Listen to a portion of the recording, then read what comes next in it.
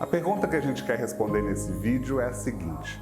como é que a gente pode saber se estamos num caminho adequado, consistente, no trabalho com projetos de vida junto aos jovens do ensino médio?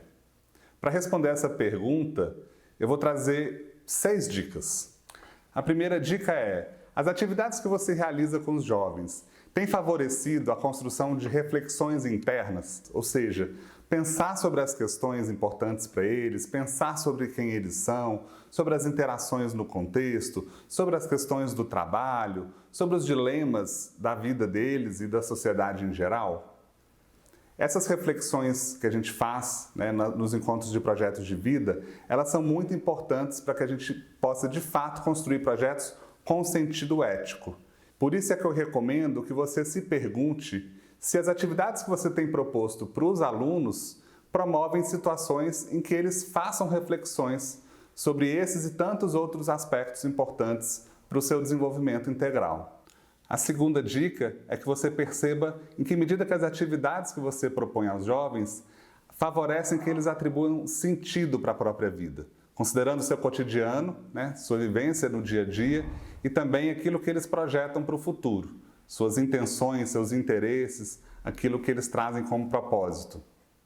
A terceira dica tem a ver com o engajamento dos jovens. As atividades que você realiza com eles têm contribuído para que eles estabeleçam metas de longo prazo, ou seja, mais do que um objetivo imediato, um desejo, aquilo que de fato eles querem construir ao longo de um tempo. É claro que os nossos objetivos mudam ao longo do tempo, mas é importante que a gente construa metas com uma certa estabilidade, de forma que elas não mudam todos os dias, não são metas frágeis, pontuais, são metas consistentes, que dialogam com aquilo que de fato faz sentido para esse jovem. Então é importante que as atividades desafiem esses estudantes a construírem metas de longo prazo, com certa estabilidade, por mais que elas sejam revistas de tempo em tempo, por mais que elas sejam alteradas ao longo do processo. O quarto ponto que eu trago como recomendação é que você se pergunte em que medida que as atividades estão favorecendo a construção do autoconhecimento,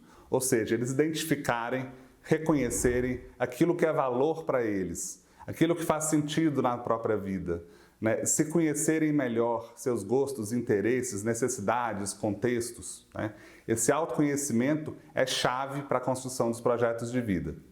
A quinta dica é que você pense se as atividades que você promove com os jovens estão de fato preparando-os para fazer escolhas. Escolher é algo dificílimo, complexo, porque a gente coloca em jogo os nossos valores, nossos interesses, nossas necessidades, os contextos, as possibilidades, limitações. Por isso é que é importante que no componente projetos de vida você estruture situações em que os jovens precisam fazer escolhas individuais e coletivas. Escolher os temas das atividades, escolher com quem eles querem trabalhar, escolher o melhor caminho para construir aquele trabalho,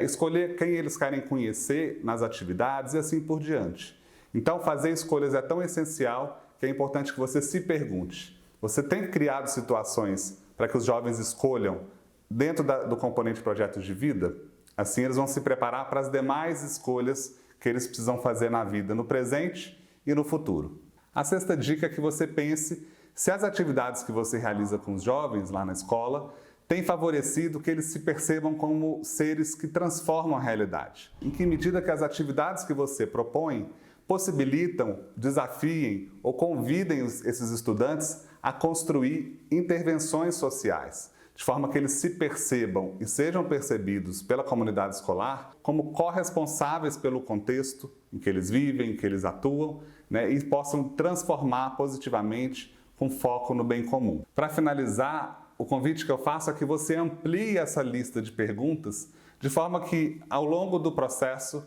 você possa avaliar o seu trabalho, avaliar as atividades que você oferece, considerando essas 6 dicas que eu trouxe e outras tantas que você, na interação inclusive com seus alunos e outros professores, podem construir.